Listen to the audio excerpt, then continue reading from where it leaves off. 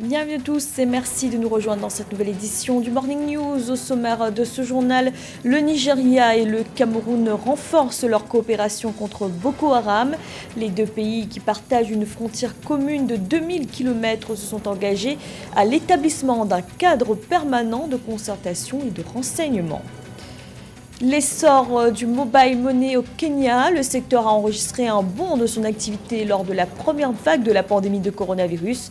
Le président Uhuru Kenyatta avait alors exhorté les Kenyans à privilégier le paiement mobile. Et passer ses vacances au ski en restant en Afrique, c'est possible. Le Lesotho possède l'une des deux seules stations de ski d'Afrique subsaharienne. Le domaine est petit, isolé, mais attire de plus en plus de touristes.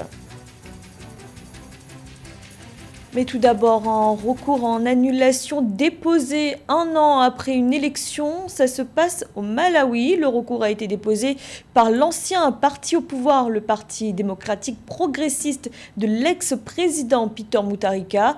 Recours qui conteste l'élection de l'actuel président Lazarus Chakwera. Le parti de l'ancien chef de l'État estime que son candidat a été lésé en raison de l'interdiction faite à ses représentants de siéger à la commission électorale.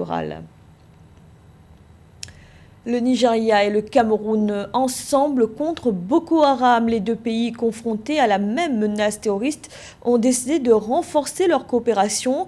Réunis au sein du comité mixte sur la sécurité transfrontalière, les représentants nigérians et camerounais se sont engagés à la mise en place d'un cadre permanent de concertation avec un volet spécifique consacré au renseignement. Marie-Joëlle Ballot. Le Cameroun et le Nigeria ont opté pour une synchronisation des énergies pour endiguer les menaces sécuritaires. Cette collaboration renforcée entre dans le cadre de la 8e session du comité mixte sur la sécurité transfrontalière qui s'est tenue du 24 au 26 août dernier à Abuja. L'objectif de cette alliance est d'optimiser le service sécuritaire dans leur espace commun à travers l'établissement d'un cadre permanent de concertation, d'échange du renseignement prévisionnel.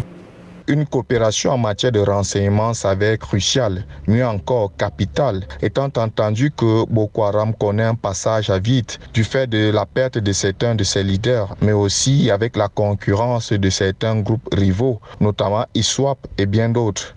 Par ailleurs, côté du Nigeria, certaines retombées se font ressentir dans la mesure où certains anciens combattants rendent les armes. Il est donc question d'intensifier les stratégies de lutte afin de réduire la capacité de nuisance de la secte islamique.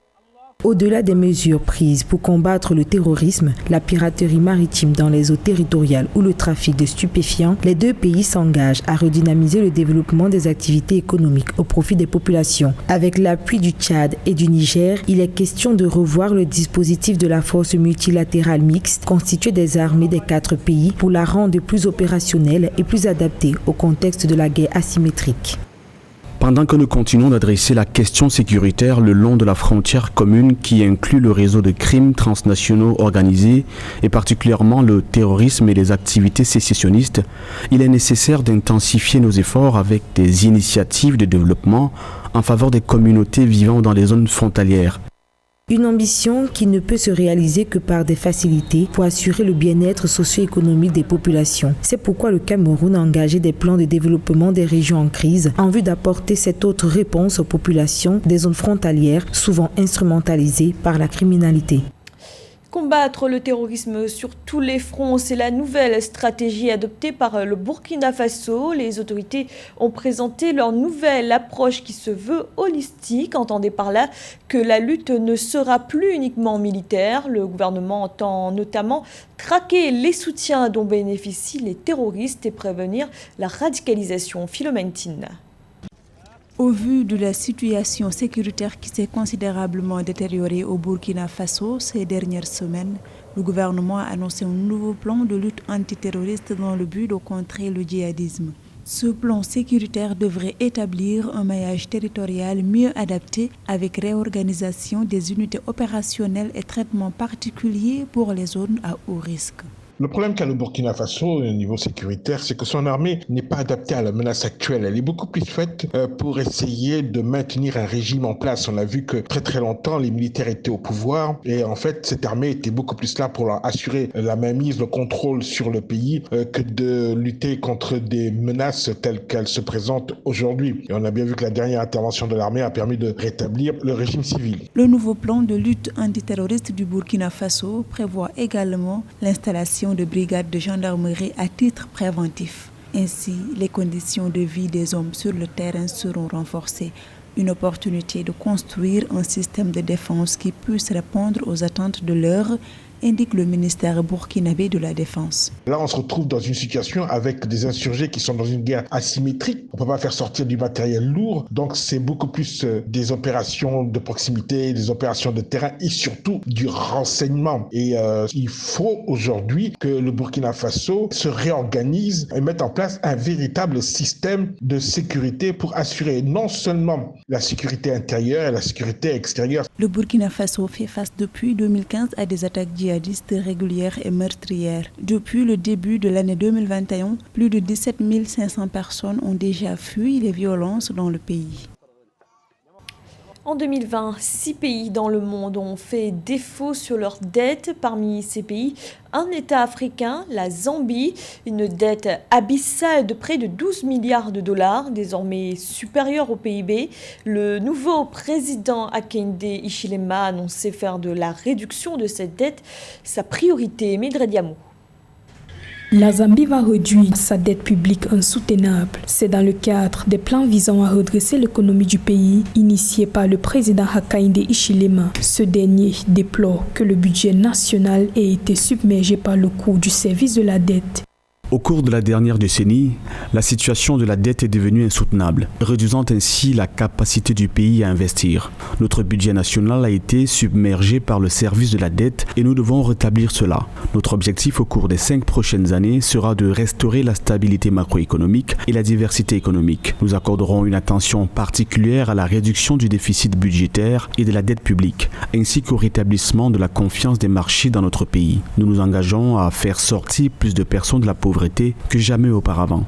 Le président zambien Hakainde Hichilema a défini pour son nouveau gouvernement un ambitieux programme de transformation socio-économique et de gouvernance. Sur les 12 milliards de dollars de dette extérieure de la Zambie, 3 milliards de dollars sont en euro-obligations, 3,5 milliards de dollars de dette bilatérale, 2,1 milliards de dollars sont dus à des organismes de prêts multilatéraux et 2,9 milliards de dollars de dette bancaire commerciale. Mais depuis la victoire du président Hichilema, les obligations souveraines zambiennes libellées en dollars ont augmenté régulièrement. Qui paye sa dette s'enrichit. Le président qui nous vient du secteur privé, M. Hakainde Hichilema, de la Zambie, sort du secteur privé et connaît très bien que pour que votre entreprise marche très bien, il faut que vous ayez une totale et parfaite maîtrise du stock de la dette. Vendre suffisamment à l'international, commercer énormément avec l'extérieur, procéder énormément à des opérations d'exportation vous permet de gagner donc en devises. Et c'est grâce à ces devises-là que vous pourrez facilement faire face au stock de votre dette extérieure. Le président Hakainde Hichilema a mis le curseur là, il fallait le faire, c'est-à-dire la dette publique extérieure de la Zambie. S'il a une totale maîtrise de cette dette-là, je suis certain qu'il pourra facilement créer le bonheur et le repartager à la plus grande majorité de ses concitoyens. L'économie zambienne est menacée par une forte hausse de la dette, les coûts mondiaux imprévisibles des matières premières, une monnaie qui s'affaiblit et le coronavirus. L'inflation alimentaire est évaluée à plus de 30%, la plus élevée depuis près de 2 décennies. En novembre 2020, la Zambie est devenue le premier défaut souverain de l'Afrique à l'ère de la pandémie de Covid-19. Au Kenya, l'économie a été globalement impactée par la pandémie de coronavirus. Il y a pourtant un secteur qui a bénéficié de cette crise sanitaire, c'est celui des télécommunications et particulièrement le mobile money. C'est le chef de l'État lui-même qui, au plus fort des contaminations, avait appelé la population à privilégier le paiement mobile. Ange Nomenio. Le secteur des télécoms est en plein essor au Kenya. Le mobile money a explosé de 26,17% en 2020 avec une valeur financière de 45,3 milliards de dollars entre janvier et novembre de la même année. Cet accroissement du service mobile est le résultat d'une politique de développement promulguée par l'État. L'environnement des télécoms est très robuste au Kenya. Comme vous le savez, notre pays fait partie des premiers en Afrique à adopter le mobile money. Cela a entraîné une grande révolution au niveau de l'inclusion financière et particulièrement pour les personnes qui n'ont pas de compte en banque. Et nous avons vu la valeur que ce secteur des télécoms a apporté pour le développement socio-économique du pays. C'est très utile pour le business et le commerce. Environment the telecom sector has brought to social economic development. It's very useful for business and commerce as well. Le succès de l'argent mobile au Kenya pourrait inspirer l'Afrique tout entière. C'est le but recherché derrière par des événements comme le congrès de l'Union postale universelle. Le congrès qui a eu lieu du 9 au 27 août 2021 à Abidjan en Côte d'Ivoire a mis un accent particulier sur la digitalisation des services de télécommunications. Je crois que l'expérience du Kenya peut bénéficier à l'Afrique. Et je crois également que nous ne sommes qu'au premier chapitre des succès à enregistrer.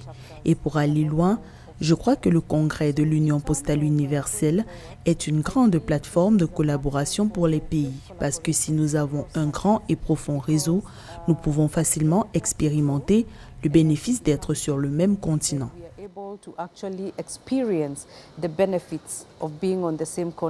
Le mobile money continue de dominer les habitudes de consommation au Kenya. En 2018, 730,2 millions d'opérations et près de 19,6 milliards de dollars ont transité via ce processus dans le pays, d'après une annonce de l'autorité des communications du Kenya. Dans l'actualité également, l'Union africaine va recevoir 10 millions de doses de vaccins AstraZeneca et Pfizer contre le Covid-19, des doses livrées par la France par le biais de l'initiative COVAX et dans le cadre du système AVAT, le Fonds africain pour l'acquisition des vaccins, un geste salué par le président sud-africain Jacob Zuma qui avait dénoncé au mois de mai dernier un faible accès du continent aux vaccins contre le coronavirus. Quand on veut faire du ski, on pense à Aspen aux États-Unis, Saint-Moritz en Suisse ou encore Courchevel en France. Et si désormais on pensait à Drakensberg au Lesotho, le petit pays d'Afrique australe possède des domaines skiables qui attirent de plus en plus de touristes et de jeunes sportifs. La destination se rêve également en site olympique. Aïssatou Diamanka-Besland et Anthony Atangana. Je m'appelle Rambo Kodjo Hop, je suis moniteur de snowboard et de ski et c'est mon terrain de jeu. On se croirait sur les dunes glaciales en poussière de neige européenne, mais non, nous sommes bien en Afrique, précisément à Drakensberg, l'une de ces stations du royaume montagneux du Lesotho. Entre glissements des slalomeurs et atterrissage en ski, le soleil a laissé place à la neige dans un environnement typiquement tropical, une chose bien inédite. En parlant de ski et de neige, les gens ne pensent pas à l'Afrique. Ils pensent aux Alpes, aux Rocheuses, au Canada et aux plus grandes montagnes. Mais cette région du Lesotho a un climat unique en raison de son altitude. Nous sommes assis à 3000 mètres d'altitude là où nous nous trouvons actuellement et que le sommet de la montagne n'est qu'à 3222 mètres. Et pourtant nous sommes en pleine crise sanitaire, mais rien n'a pu arrêter les touristes. Je pense que vous ne penserez même pas à l'Afrique et c'est ce qui étonne la plupart des gens qui viennent ici et trouvent ensuite beaucoup de plaisir. Pour moi qui habite dans la région, je n'ai pas à prendre l'avion chaque année pour mes vacances. C'est ma première fois ici et c'est quelque chose de très différent. Mes genoux et mes pieds me font mal. J'ai transpiré de façon inattendue, mais c'était un plaisir fou. Je n'ai jamais skié auparavant, mais c'est à la fois stimulant et amusant. Je n'ai jamais fait quelque chose d'aussi spontané. J'ai décidé d'essayer le ski pour la première fois et j'ai adoré ça. J'ai adoré. Le continent africain compte au total 5 chaînes de montagnes avec suffisamment de neige saisonnière pour faire des pistes potentielles de ski, notamment en Égypte, au Maroc, en Afrique du Sud, en Algérie et au Lesotho. C'était le journal de la rédaction. Merci de l'avoir suivi. Retrouvez dans un instant une nouvelle édition de l'information.